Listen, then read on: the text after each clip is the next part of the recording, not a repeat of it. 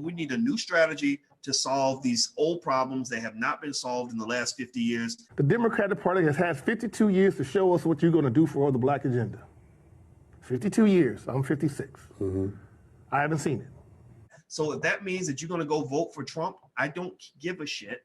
If it means you're going to go vote for the Democrats, I don't give a shit. If it means you're going to be independent, I don't give a shit. If it means you're not going to vote, I don't give a shit, because I believe that the strategy for black people, the new strategy for black people to be successful, is going to involve something that is family-based, something that goes back to our roots, something that goes back to the values that we had before integration, something that goes back to when we kept our families together, something that goes back to when we owned our own businesses, something that goes back to when we were educating our own children, something that goes back to when we had communities and not neighborhoods, something that goes back to when we actually loved ourselves and actually had institutions in our community. It's going to involve us moving forward by looking back.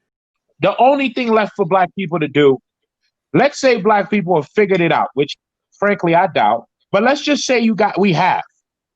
Then the only thing we can do is say this to the Democratic Party. You need us. We don't need you. We've been under oppression for 400 years. Another 4, 5, 10 years of oppression isn't going to make a goddamn difference to us anyway. Because what you don't realize about America is, if you actually look at it in every single metric, relevant metric, there are 2 countries within one country. You have one first world country, which is where most wealthy people live, or upper to middle class, upper income people live. And then you have the other 80% of the population, which is mixed race. They live effectively in a third world nation. Inadequate health care. In places like Flint, Michigan, you don't even have potable water. Inadequate educational systems. Right. Black people in America don't live in a first world country. They live in a third world country. You know how I know that?